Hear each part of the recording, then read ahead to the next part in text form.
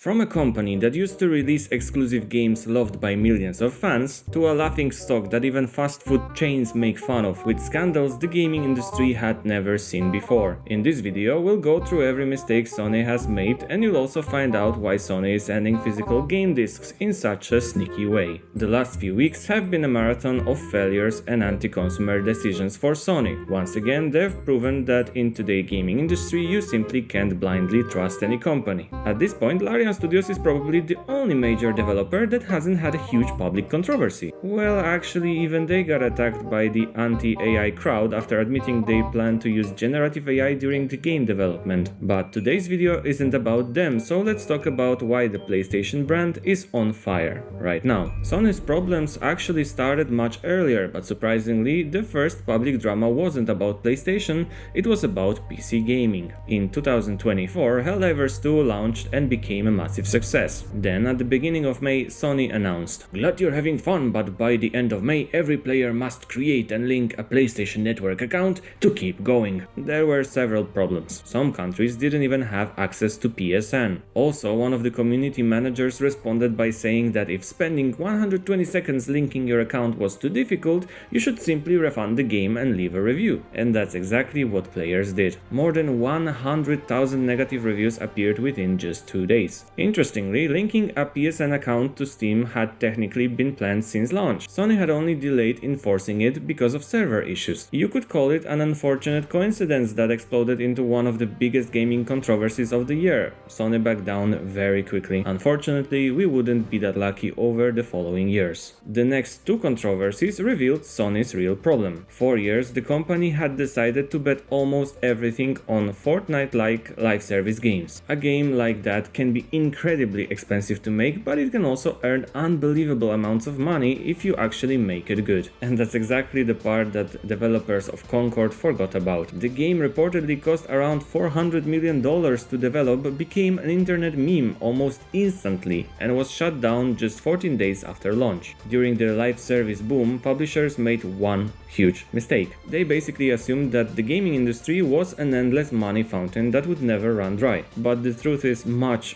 harsher. Making a good game isn't enough anymore. You're competing with giants like Fortnite, Call of Duty or Roblox, where new content arrives almost non-stop. The developers of Ark Raiders run into exactly this problem. The game was often criticized for simply not having enough things to do. Getting someone to stop playing Fortnite is one challenge, but keeping them interested in your own game is even a bigger one. I don't know how about you, but I find it really hard to get invested in a brand new live service game. I often catch myself going back to single player games or just playing another match of Counter-Strike instead. Especially when it's something like GTA Online, where everyone already owns flying motorcycles that can destroy you in seconds. And speaking of destroying things, Sony knows quite a bit about that. Recently, Marathon launched, another live service extraction shooter where your goal is to search the map, collect loot and escape while fighting both AI enemies and other players. Honestly, this game is definition of nobody asked for this. I quit game after a few matches because the learning curve was too steep for casual players, while the game itself wasn't interesting enough to pull fans away from titles like Escape from the Tarkov. Knowing all of this, it's hard to believe Sony decided to move away from Destiny 2, a well-established franchise with years of history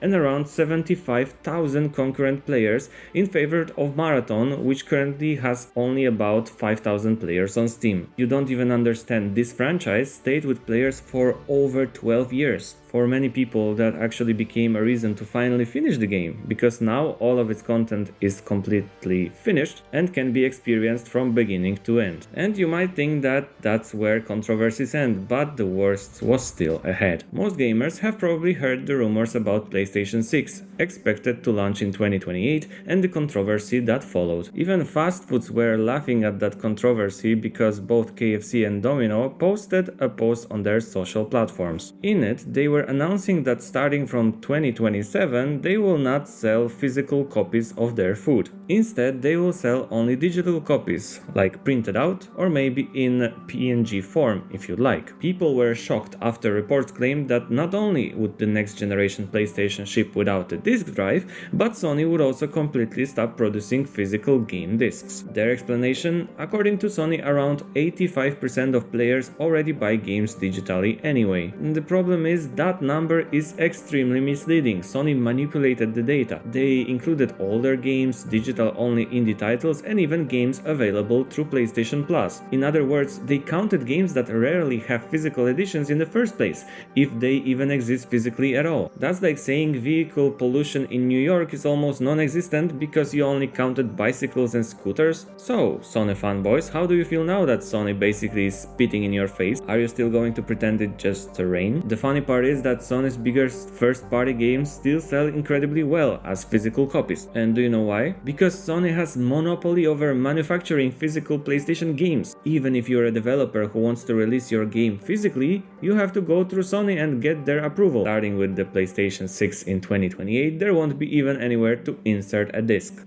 unless you're feeling particularly creative. The only thing left will be fake physical editions like the upcoming GTA 6. You'll buy a box, but inside you'll only find a code. That code can be activated once, and after that it's worthless. And with it, the entire second-hand market disappears. Even some Dutch company has already sued Sony for 400 million euros, accusing them of creating an illegal monopoly. Here's why. Until now, games have been sold in both physical and digital formats. Physical copies usually become cheaper over time. You can sell them, trade them, or lend them to friends. Digital games, on the other hand, are mostly available only through PlayStation Store. And yes, there are a few exceptions where developers made separate agreements with Sony, but in the vast majority of cases Sony doesn't allow game keys to be sold anywhere else. Even if physical boxes remain and only contain download codes, Sony will still control distribution while eliminating the user game market. That monopoly doesn't go away. It's even worse because Sony keeps digital prices incredibly high. For example, I found a physical copy of Assassin's Creed Shadows on Amazon for about $39, while on PlayStation Store I would have to pay $70 for it. Without a major sale or discount, there is basically no reason to buy it directly from Sony, maybe from Turkey or something. One huge advantage of digital games on PC is competition. Games are usually sold across multiple stores, each offering different discounts. And if every other option fails, well, in most cases there's still piracy as a form of protest. But Sony clearly has different priorities. Players responded by announcing a boycott, a huge one, a massive one. According to the plan, everyone was supposed to cancel their PlayStation Plus subscription and never buy any PlayStation game again. That would definitely hurt Sony.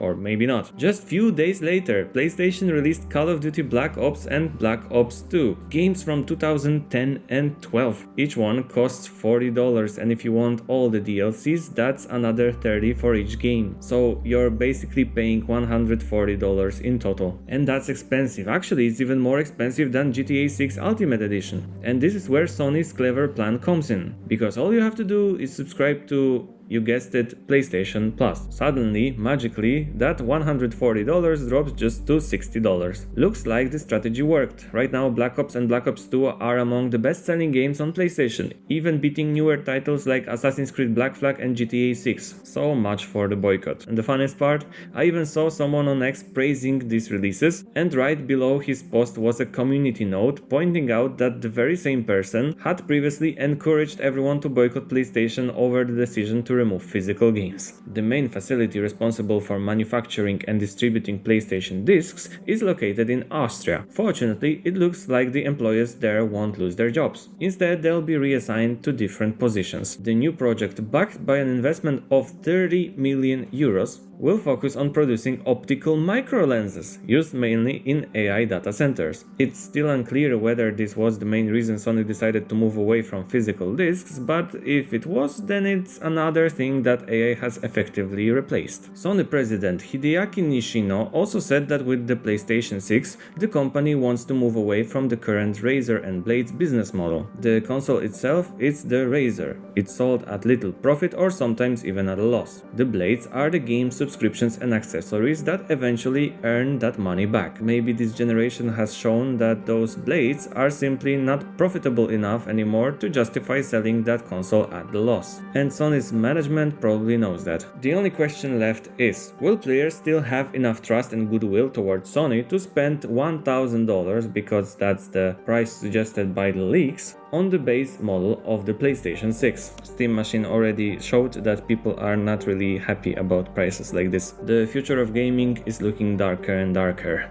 More and more companies are becoming confident enough to show us exactly where they think we belong. No ownership, no permanent access, just paying for a for a license, one that can disappear at any moment without any explanation. For me and for many other gamers, console gaming has always meant physical discs. Games you could trade, lend, collect and sell whenever you wanted. But that way of gaming might soon become nothing more than a fond memory. As I mentioned in my previous video, the launch of GTA 6 could divide the gaming industry into before and after, and I'm afraid that when after will come, we will soon miss the before. So what do you think about future of PlayStation? Will you buy the PlayStation 6 on day one? Will you wait or will you skip it completely? As always, comments are yours and likes are mine, so leave one under my video and I will see you in the next one. In the description I left you a link to get games cheaper on Instant Gaming. Thanks so much for watching, take care everyone, bye bye.